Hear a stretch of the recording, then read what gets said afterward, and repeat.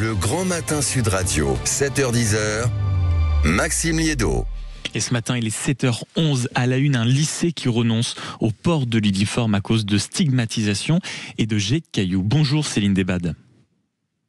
Bonjour. Merci beaucoup d'être avec nous. Vous êtes la chef de l'établissement du lycée Jeanne d'Arc à Péage de Roussillon. C'est du côté de l'Isère, en Auvergne-Rhône-Alpes. Et si on voulait vous avoir ce matin sur Sud Radio, c'est parce que vous aviez été sélectionné pour expérimenter le port de l'uniforme dans votre lycée. Ça devait durer 2 ans, mais des élèves ont été stigmatisés, insultés et même pris pour cible avec de jets de pierre à l'extérieur de l'établissement du fait de cet uniforme. Est-ce que vous pouvez nous expliquer très simplement dans quel monde on vit pour qu'on soit obligé de revenir sur le port d'un uniforme à cause de jets de cailloux ? Alors, dans quel monde on vit, je ne sais pas. Par contre, sur le fait que effectivement il y a de l'incivilité qui puisse exister, ça c'est sûr. C'est plus que l'incivilité, Céline Desbades, non ? Des jets de cailloux, c'est au-delà de l'incivilité. Oui, c'est certainement au-delà de l'incivilité, mais je pense que de la part de jeunes, et essentiellement, d'après ce que nous ont dit les élèves, de jeunes qui sont plutôt à l'âge d'aller en collège, ça reste de l'incivilité parce que je pense pas qu'ils aient conscience pleinement des actes qu'ils ont aussi. Et puis après, c'est le fait que les élèves et la différence puissent s'interroger, qui est au cœur du sujet, je pense. Et on va venir en détail sur cette histoire d'uniforme, mais concernant quand même les jets de pierre, c'est ça qui est très frappant, en plus des insultes, évidemment, des moqueries, ce qui peut ressembler parfois à des chamailleries entre élèves. C'est arrivé quand même une fois ou c'est quand même arrivé beaucoup plus régulièrement que ce qu'on dit ?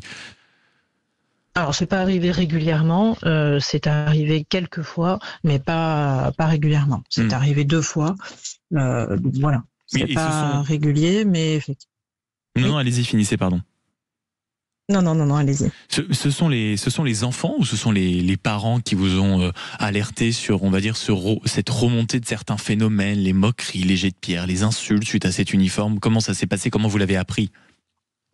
Alors, ce sont les élèves, parce que dès qu'il y a quelque chose, de toute façon, sur l'extérieur, ils savent que l'établissement est grand ouvert pour les accueillir, donc c'est aussi le refuge, c'est pas un souci.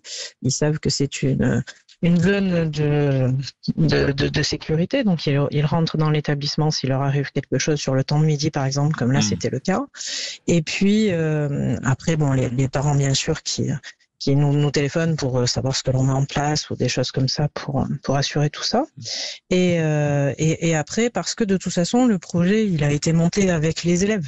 Donc, même avec la région, etc., le conseil de vie lycéenne a été beaucoup impliqué. Ils ont fait aussi les retours à la région. Ils leur ont dit, alors, l'arrêt a été entériné par ce genre d'action-là, et effectivement la mise en sécurité de nos élèves qui était essentielle.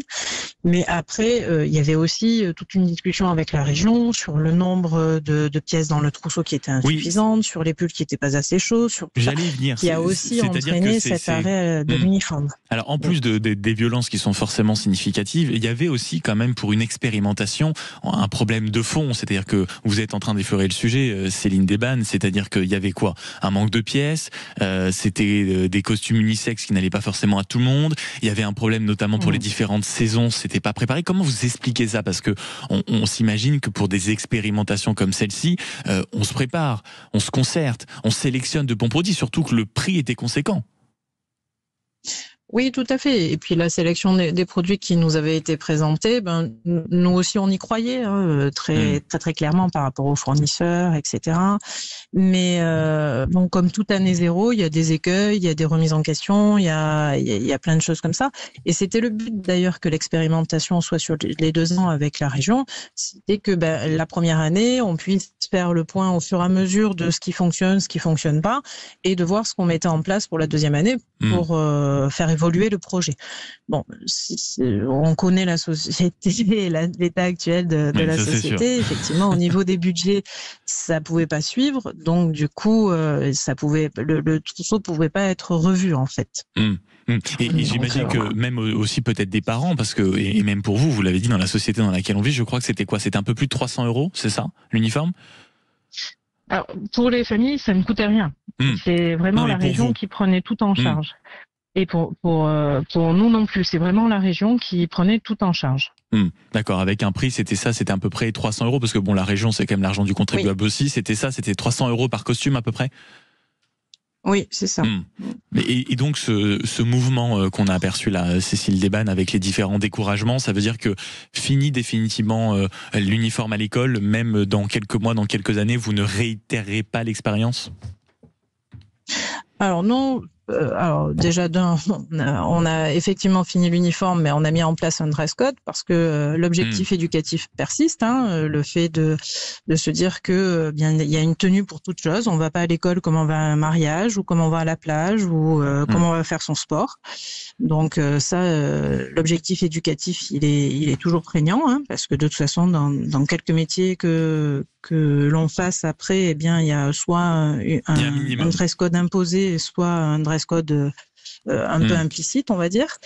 Donc voilà, cet acte éducatif reste, et donc il y a un dress code à respecter. Et puis après, sur la fin de l'uniforme, non, ça ne veut pas dire ça, parce que les remontées aussi des jeunes étaient peut-être que le projet aurait pu fonctionner si par zone géographique en fait on l'avait fait, parce que justement ça faisait pas de stigmatisation entre un établissement et un autre, entre deux établissements dans la même rue en réalité. Merci beaucoup Céline Debanne d'avoir été avec nous, chef d'établissement du lycée Jeanne d'Arc à Péage de Roussillon, qui justement se voit obligé d'arrêter, ou du moins de mettre en suspens, si on vous entend bien ce matin, cette expérimentation de l'uniforme. Merci beaucoup d'avoir été avec nous sur Sud Radio. Il est 7h17.